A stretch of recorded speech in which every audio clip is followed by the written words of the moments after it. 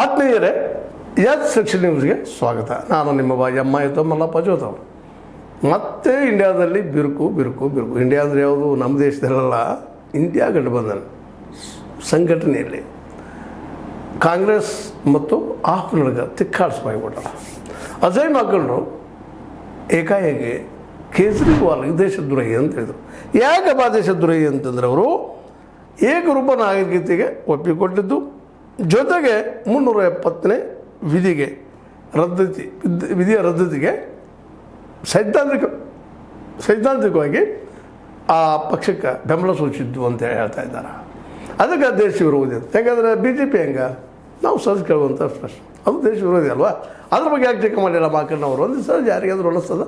ಇದು ಹರ್ಟ್ ಆಗ್ಯದ ಕೇಜ್ರಿವಾಲ್ ಮತ್ತು ಅವ್ರ ಪಕ್ಷಕ್ಕೆ, ಆಮ್ ಆದ್ಮಿಗೆ. ಅದಕ್ಕಾಗಿ ವಿಜಯ್ ಮಕ್ಕಳ ವಿರುದ್ಧ ಒಂದು ಸಮರವನ್ನು ಸಾರಿಬಿಟ್ಟಿದ್ದಾರೆ ಆಮ್ ಆದ್ಮಿಯವರು. ನೀವು ಯಾಕಪ್ಪ BJPಗೆ ಯಾಕೆ ನೀವು ದೇಶದ್ರೋಹಿ ಅಂದಿಲ್ಲ? ನಾವೇನು ದೇಶದ್ರೋಹಿ? ಸೈದ್ಧಾಂತಿಕವಾಗಿ ಬೆಂಬಲ ಸೂಚಿಸಿದ್ದೀವಿ ಏನೋ ನಿಜ, ಇಲ್ಲಂತ ನಾವು ಅನ್ನೋದಿಲ್ಲ. ಬಟ್ ಅವ್ರಿಗೂ ಅನ್ನೋ ನೀವು ದೇಶದ್ರೋಹಿ. ಅದಕ್ಕೆ ನೀವು ಒಂದು ಇದನ್ನು ಹಿಂದೆ ತಗೋಬೇಕು ಮಾತು. ಇಲ್ಲಪ್ಪ ಅಂತಂದ್ರೆ ಇವ್ರನ್ನ ಇಂಡಿಯಾ ಸಂಘಟನೆಯಿಂದ ಹೊರಗೆ ಹಾಕಬೇಕು ಕಾಂಗ್ರೆಸ್ಸನ್ನು ಅಂತೇಳಿ ಒಂದು ಹೊಸ ಮೂವ್ಮೆಂಟನ್ನು ಶುರು ಮಾಡಿಬಿಟ್ಟಿದ್ದಾರೆ. ಮೂಲತಃ ಈಗಾಗಲೇ ಈ ತಿಕ್ಕಾಡು ಶುರುವಾಗಿತ್ತು ಇಂಡಿಯಾದಲ್ಲಿ. ಅದು ಆಮ್ ಆದ್ಮಿ ಮತ್ತು ಈ ಕಾಂಗ್ರೆಸ್ ನಡಕ. ಮತ್ತು ಆಮ್ ಆದ್ಮಿ ಅಧಿಕಾರಕ್ಕೆ ಬಂದಿದ್ದು ಕಾಂಗ್ರೆಸ್ಸನ್ನು ವಿರೋಧಿಸಿ ಮೇಲೆ ಬಂದಿದ್ದು, ಕಾಂಗ್ರೆಸ್ ಸರ್ಕಾರವನ್ನು ದೆಹಲಿಯಿಂದ ತೆಗೆದುಹಾಕಿ ಬಂದಿದ್ದು, ಅದರಲ್ಲೂ ಶೀಲಾ ದೀಕ್ಷಿತ್ರವ್ರನ್ನ ಅಧಿಕಾರದಿಂದ ಇಳಿಸಿದ್ದು ಇವೆಲ್ಲ ಕಾರಣಗಳು. ಆ ಸಂದರ್ಭ ಸಾಕಷ್ಟು ಆರೋಪಗಳನ್ನು ಮಾಡಿದರು ಕಾಂಗ್ರೆಸ್ ಮೇಲೆ. ಈಗೇನಿದ್ರು ಆಮ್ ಆದ್ಮಿ ಕಾಂಗ್ರೆಸ್ನ ಹೋಟ್ ಪಡ್ಕೊಂಡೇ ಇವತ್ತು ಬಂದದ್ದು, ಪಂಜಾಬ್ದಲ್ಲಿ ಆಗಿರ್ಬೋದು, ಇಲ್ಲೂ ಆಗಿರ್ಬೋದು. ಅದಕ್ಕಾಗಿ ಇವತ್ತು ಕಾಂಗ್ರೆಸ್ಸು ಸಹಿತ ಹೊಂದಾಣಿಕೆ ಮಾಡ್ಕೊಳ್ಳಾರ್ದು, ಅದರಲ್ಲೂ ಅಜಯ್ ಮಕ್ಕಣ್ಣವರು ನಾವು ಹೊಂದಾಣಿಕೆ ಮಾಡ್ಕೊಂಡು ತಪ್ಪು ಮಾಡಿದ್ದೀವಿ, ಅಪರಾಧ ಮಾಡಿದ್ದೀವಿ, ಇವ್ರ ಜೊತೆ ಕೂಡಬಾರ್ದಾಗಿತ್ತು ಅಂತ ಇವತ್ತು ಹೇಳ್ತಾ ಇದ್ದಾರೆ. ಮತ್ತು ನಾವೇ ವಿಚಾರ ಮಾಡ್ಬೇಕಲ್ರಿ, ನಾವೆಲ್ಲಿ ನಿಮ್ಗೆ ಕರಿತಾ ಇದ್ವಿ, ನಮ್ಮ ಜುಡಿ ಯಾಕೆ ಬಂದ್ವಿ ಅಂತ ಇವರು ಮಾತಾಡ್ತಿದ್ದಾರೆ. ಮತ್ತು ಆಗ ಅನಿವಾರ್ಯನೂ ಇತ್ತು ಲೋಕಸಭಾ ಚುನಾವಣೆಯಲ್ಲೇ. ಯಾಕಂದರೆ BJP ವಿರೋಧವಾಗಿ ಒಂದು ಸಂಘಟನೆ ಮಾಡಬೇಕಾಗಿತ್ತು ಆ ದಿಶೆಯಲ್ಲೇ. ನಿತೀಶ್ ಕುಮಾರ್ ಆಗಿರ್ಬೋದು, ಮಮತಾ ಬ್ಯಾನರ್ಜಿಯವರಾಗಿರ್ಬೋದು, ಇನ್ನುಳಿದವರಾಗಿರ್ಬೋದು, ಈ ಒಂದು ಏನಪ್ಪ ಅಂದ್ರೆ ಗಠಬಂಧನ ಮಾಡಿದರು, ಸಂಘಟನೆ ಮಾಡಿದರು. ಅದಕ್ಕೆ ಇವರು ಕುಡ್ಕೊಂಡು ಹೋರಾಟ ಮಾಡಿದ್ರು. ಅದ್ರಲ್ಲಿ ಸಾಕಷ್ಟು ಯಶಸ್ವಿನೂ ಆದರು. ಅದರಲ್ಲೂ ಒಂದು ಪ್ರಮುಖ ವಿರೋಧ ಪಕ್ಷಗಳಾದರು, ಅದು ಅಷ್ಟು ಸತ್ಯ ಅದು. ಯಾಕಂದರೆ ಇಲ್ಲಿವರೆಗೆ ವಿರೋಧ ಪಕ್ಷಗಳು ಇಲ್ಲದಂಗೆ ಹೋಗ್ಬಿಟ್ಟಿತ್ತು. ಅದ್ರಲ್ಲಿ ಎಲ್ಲರೂ ಸಹಕಾರದ, ಕಾಂಗ್ರೆಸ್ನ ಸಹಕಾರದ, ಜೊತೆಗೆ ಆಮ್ ಆದ್ಮಿ ಸಹಕಾರದ, ತೃಣಮೂಲ ಕಾಂಗ್ರೆಸ್ ಸಹಕಾರದ, ಎಲ್ಲ ದೇಶದ BJP ಬಿಟ್ಟು ಉಳಿದೆಲ್ಲ, NDA ಗುಂಪನ್ನು ಬಿಟ್ಟು ಉಳಿದೆಲ್ಲ ಸಪೋರ್ಟ್ ಇದ್ದಂಥದ್ದು, ಅದು ಸತ್ಯನದ. ಅದಕ್ಕಾಗಿ ಇವತ್ತು ನೀವು 24 ಗಂಟೆ ಒಳಗೆ ಮಾತನ್ನು ನಿಂತ್ಕೋಬೇಕು.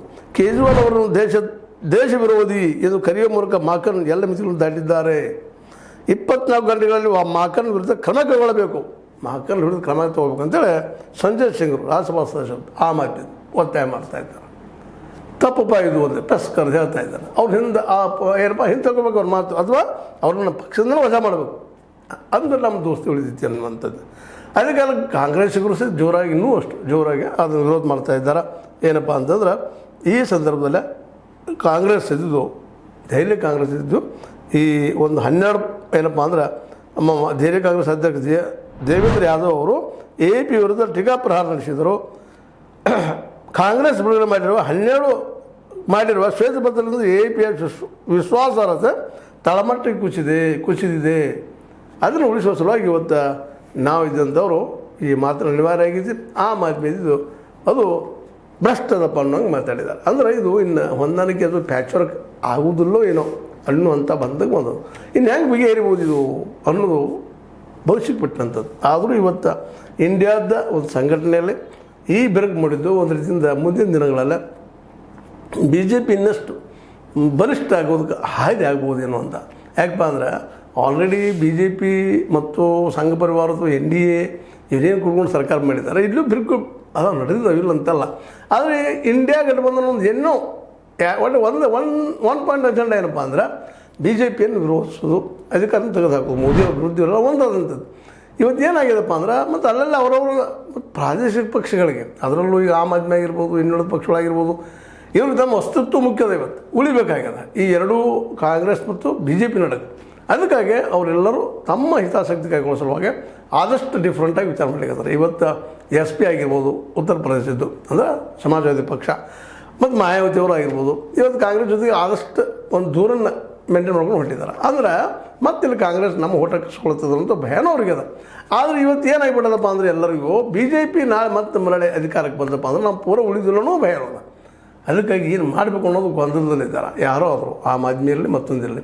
ಅಂಥ ಪ್ರಸಂಗದಲ್ಲೇ ನಮ್ಮ ಅಜಯ್ ಮಾಕನ್ ಅವ್ರ ಹೇಳಿಕೆ ಏನಾಗಿಬಿಡೋದಪ್ಪ ಅಂದ್ರೆ ದೇಶ ವಿರೋಧಿತ ಕರೆದಿದ್ದು ಮತ್ತಷ್ಟು ಆಮ್ ಆದ್ಮಿಗೆ ರೊಚ್ಚಿಗೆ ಬಿಸಿದಂಗೆ ಆಗಿದೆ, ಸಿಟ್ಟಿಗೆ ಬಂದಂಗೆ ಆಗಿದೆ. ಅದಕ್ಕೆ ಅದೇ ಸಂದರ್ಭದಲ್ಲೇ ಅತಿಶಿ ದೆಹಲಿ ಮುಖ್ಯಮಂತ್ರಿ ಕಾಂಗ್ರೆಸ್ಗೆ AAP ಯೊಂದಿಗೆ ಸಮಸ್ಯೆ ಇದ್ದರೆ ಲೋಕಸಭೆ ಚುನಾವಣೆಯಲ್ಲಿ ಮೈತ್ರಿ ಮಾಡಿಕೊಂಡಿದ್ದು ಏಕೆ? ದೆಹಲಿ ಕಾಂಗ್ರೆಸ್ ಘಟಕವು BJP ಯೊಂದಿಗೆ ಶಾಮೀಲಾಗಿದೆ. ದೆಹಲಿ ಕಾಂಗ್ರೆಸ್ ಅದೇನಿಲ್ಲ ಇವರು ಶಾಮೀಲಾಗ್ಯಾರ BJP ಜೋಡಿ, BJPನ ಮೌನಾಗ್ಯದಂತ. ಇದು BJPಯ ಬಿ ಪಕ್ಷ ಅನ್ನೋ ಇವರು ವಾದ ಮಾಡ್ತಾ ಇದ್ದಾರೆ. ಬೇಕಾದ ಹಂಗೆ ಬೇಡದಾಗ ಹಿಂಗೆ ನೋಡ್ತಾ ಇದ್ದೀವಿ ನಾವು. ಆಮ್ ಆದ್ಮಿ ಇವತ್ತು ಸೈದ್ಧಾಂತಿಕವಾಗಿ BJP ಸಪೋರ್ಟ್ ಮಾಡಿದ್ದಕ್ಕಾಗಿ ಅವ್ರು ಏನಂತಾರೆ ಕಾಂಗ್ರೆಸ್ಸಿಗರು BJP ಹೊಂದಾಣಿಕೆ ಮಾಡ್ಕೊಂಡಿದ್ದಾರೆ. ಈಗ ಕಾಂಗ್ರೆಸ್ಸಿಗರು ಇದು ಆಮ್ ಆದ್ಮಿ ಅವ್ರು ಏನಂತ ಇದ್ದಾರೆ, ಕಾಂಗ್ರೆಸ್ B ಟೀಮ್ ಆಗ್ಯದ್ರಿ, BJPದು ಯಾರು B ಟೀಮು, ಯಾರ್ದು A ಟೀಮು, ಯಾರು C ಟೀಮು. ಒಟ್ಟಾರೆಯಾಗಿ ಈ ದೇಶದ ರಾಜಕೀಯ ಒಟ್ಟು ಗೊಂದಲಮಯ ಆಗಿ ಹೋಗ್ಬಿಟ್ಟದು. ಯಾರೂ ಯಾರನ್ನೂ ನಂಬಲಾರದ ಸ್ಥಿತಿಯಲ್ಲಿ ಬಂದು ನಿಂತಂಗೆ ಆಗ್ಯದ. ಹೀಗಾಗಿ ಏನಪ್ಪ ಅಂತಂದ್ರೆ ಇದೊಂದು ರೀತಿಯಿಂದ ಗೊಂದಲವನ್ನು ಉಂಟು ಮಾಡಿದ್ದೇವೆ. ಅದ ಹಿನ್ನೆಲೆಯಲ್ಲೇ ನಾವು ಇದನ್ನು ವಿಚಾರ ಮಾಡಿದಾಗ ಮೋಸ್ಟ್ಲಿ ಮುಂಬರುವ ದಿನಗಳಲ್ಲೇ ಇದು ಕಾಂಗ್ರೆಸ್ ಮತ್ತು ಆಮ್ ಆದ್ಮಿ ನಡುಕ ಪೂರ ಬಿರುಕು ಹೆಚ್ಚಾಗಿ ಇನ್ನಷ್ಟು ಒಡಕಾಗುವ ಸಾಧ್ಯತೆಗಳಿದ್ದಾವೆ ಅಂತ ಅನ್ನಬೇಕಾಗ್ಯದ. ಬಟ್ ಇಲ್ಲಿ ಒಂದು ನಾವು ಭಾಳ ಸೂಕ್ಷ್ಮ ಗಮನಿಸುವಂಥದ್ದು ವಿಷಯ ಏನಪ್ಪ ಅಂತಂದ್ರೆ ಇಲ್ಲಿ ಕಾಂಗ್ರೆಸ್ಗೂ ಭಯ ಅದ, ಜೊತೆಗೆ ಆಮ್ ಆದ್ಮಿಗೂ ಭಯ ಅದ. ಏನಪ್ಪ ಅಂದ್ರೆ ಈ ಸಂದರ್ಭದಲ್ಲಿ ನಾವು ಒಂದಾಗದೆ ಹೋದ್ರೆ BJPಯನ್ನು ಅಧಿಕಾರದಿಂದ ಇಳಿಸಲಿಕ್ಕೆ ಸಾಧ್ಯ ಇಲ್ಲ ಅನ್ನುವಂಥದ್ದು. ಯಾಕಂದರೆ ಇಬ್ಬರಿಗೂ ಒಂದು ವ್ಯಕ್ತಿತ್ವದ ಏನೋ ಒಂದಿಷ್ಟು ಸಾರಾಯಿ ವಿಷಯದಲ್ಲೇ ಮತ್ತೊಂದು ವಿಷಯದಲ್ಲೇ ಆಮ್ ಆದ್ಮಿಗೆ ಒಂದಿಷ್ಟು ಏನೋ ಆಗಿರ್ಬೋದು, ಪೆಟ್ಟಾಗಿರ್ಬೋದು, ಇಲ್ಲಂತಲ್ಲ. ಅದೇ ರೀತಿ ಇನ್ನುಳಿದು ಸಹಿತ ಆಗಿರ್ಬೋದು, ಏನಪ್ಪ ಅಂತಂದ್ರೆ ಇನ್ನುಳಿದ ಪಕ್ಷಗಳಿಗೂ. ಅದಕ್ಕಾಗಿ ಈಗ ಅವ್ರಿಗೆ ಒಂದು ಕಡೆ ಏನಂತ ನಮ್ಮ ಕನ್ನಡದ ಗಜಿ ಬರ್ತದೆ, ಒಂದು ಕಡೆ ಧರೆ, ಇನ್ನೊಂದು ಕಡೆ ಕೆರೆ. ಎತ್ತು ಹೋಗೋದಪ್ಪ ಇತ್ತು, ಈಗ ಕೆಸರಾಗ ಹೋಗೋದು ಏನು ನೀರಾಗ ಹೋಗೋದು ಅಂತೇಳಿ. ಅಂದ್ರೆ ಈ ಹಿನ್ನೆಲೆಯಲ್ಲೇ ಇವತ್ತು ಎಲ್ಲ ಪಕ್ಷಗಳಿಗೆ ಮತ್ತು ಕಾಂಗ್ರೆಸ್ ಮತ್ತು ಇನ್ನುಳಿದ ಪಕ್ಷಗಳಿಗೆ ಅನಿವಾರ್ಯವಾಗಿ ಮುಂದೆ ಹೋಗುವಂಥ ಸಂದರ್ಭ ಹೆಚ್ಚು ಬರುವಂಥ ಸಾಧ್ಯದಾವೆ. ಇಲ್ಲಪ್ಪ ಅಂದ್ರೆ ಸಹಜ ದೆಹಲಿ ಸುತ್ತಮುತ್ತ ಪಂಜಾಬ್ ಬಂದಪ್ಪ ಅಂದ್ರೆ ಆಮ್ ಆದ್ಮಿ ಸ್ಟ್ರಾಂಗ್ ಅದ. ಮುಂದೆ ನೀವು ಉತ್ತರ ಪ್ರದೇಶಕ್ಕೆ ಬಂದ್ರಪ್ಪ ಅಂದ್ರೆ ಅಲ್ಲೇ ನಮ್ಮ ಏನಪ್ಪ ಅಂತಂದ್ರೆ ಇವರು ಈ ಮುಲಾಯಂ ಸಿಂಗ್ ಯಾದವ್ ಮಗ ನಿಮ್ಗೆ ಗೊತ್ತದ ಅಖಿಲೇಶ್ ಯಾದವ, ಜೊತೆಗೆ ತೇಜಸ್ವಿ ಯಾದವ, ಅವರು ಅಲ್ಲೆಲ್ಲ ಲೀಡಿಂಗ್ ಅದಾರ. ಅವರಿದ್ದಂಥವ್ರು ಕಾಂಗ್ರೆಸ್ನ ದೂಸರಿಂದ ಸಾಧ್ಯ ಐತಿ. ಮತ್ತು ಅಲ್ಲಿ ಹೊಂದಾಣಿಕೆ ಆಗದೇ ಇದ್ದರೆ BJPನ ಎದುರಿಸಲಿಕ್ಕೆ ಸಾಧ್ಯನೇ ಇಲ್ಲ.